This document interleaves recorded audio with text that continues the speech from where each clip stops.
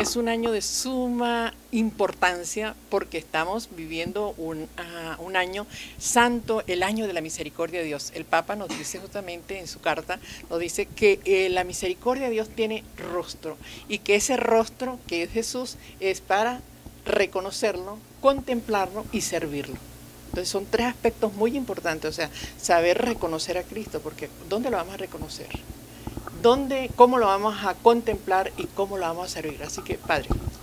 Pues fíjense que el año de la misericordia, este jubileo extraordinario, pues yo creo que la misericordia es algo que nosotros llevamos por dentro, pero que no hemos sabido externar, no hemos sabido colocarlo al servicio de los demás. Y justamente la bula papal se llama el rostro de la misericordia, porque es allí en el rostro donde se refleja, en la gestualidad, en el modo de abrirse, de hablar, de expresarse, es donde se expresa todo el sentimiento.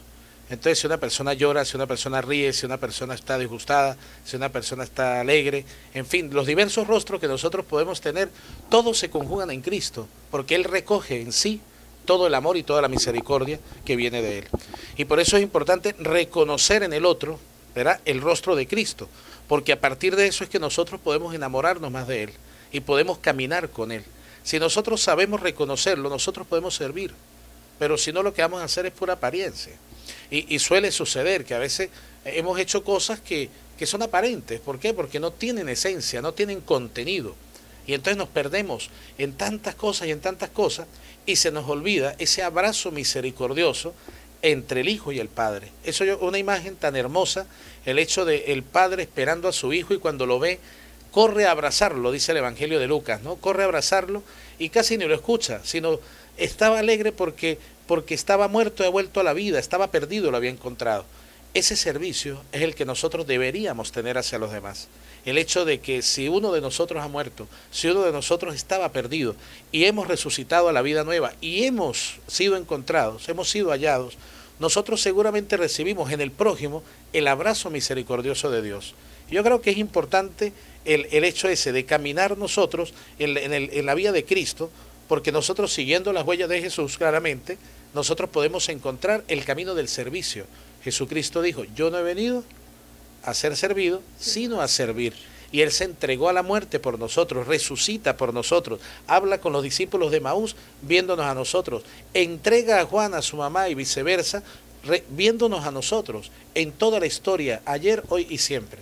Nosotros somos protagonistas, nosotros somos de verdad protagonistas en una historia de la salvación tan grande y tan hermosa, que nosotros nos hemos quedado ciegos, nosotros hemos cerrado los ojos y nos hemos cerrado a la misericordia.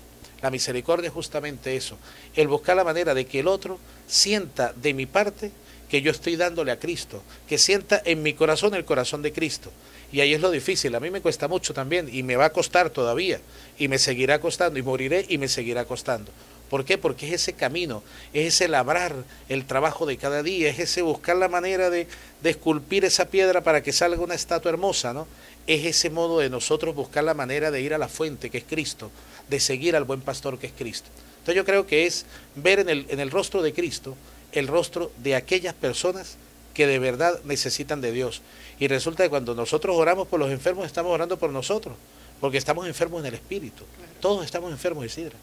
Y todos tenemos necesidad del perdón de Dios, todos tenemos necesidad de la misericordia de Dios, todos tenemos necesidad de esa ternura que viene de Dios, como nos dice el Papa. No le tengan miedo a la ternura, porque resulta que estamos en una sociedad materialista, una sociedad donde hay muchas ideologías y se les respeta, porque vamos a respetar, ¿verdad? Y a tolerarnos, que nos ha faltado mucho. Creo que la misericordia también va un poco con la tolerancia.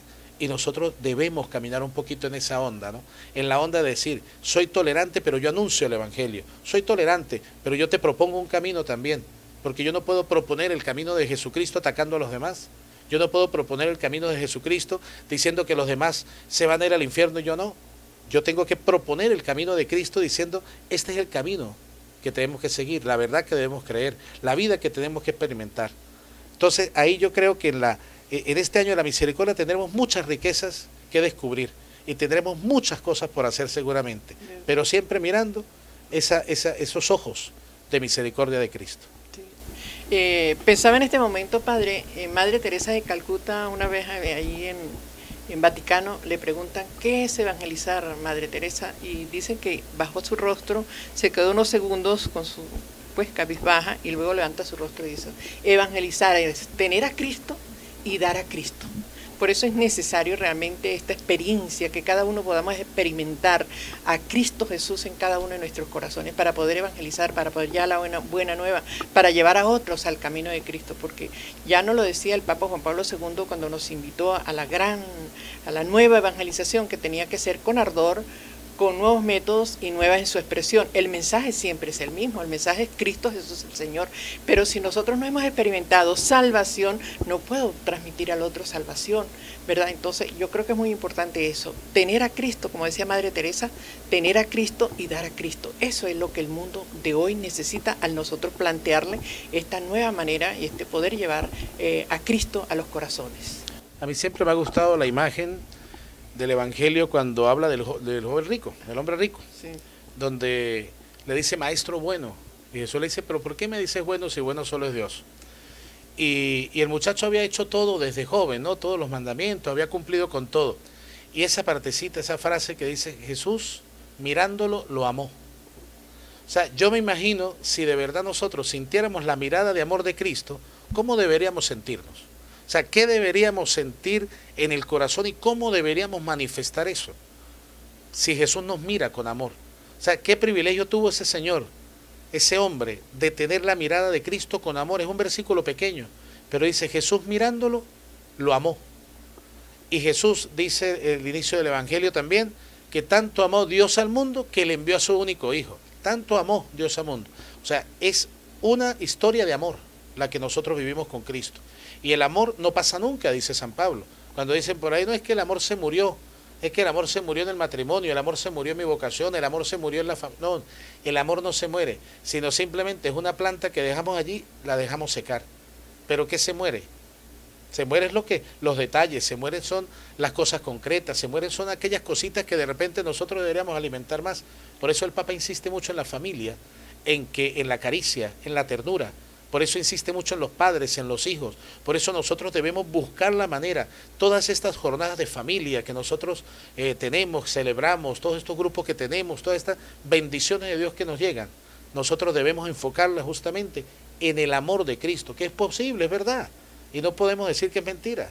¿Por qué? Porque lo hemos sentido y lo vemos tangible en el mundo. Sí, por eso el Señor nos dice, sin mí nada podéis hacer. Exactamente. No se aparte, querido televidente, venimos con más, así que vamos a cortes comerciales y estaremos de vuelta enseguida con ustedes.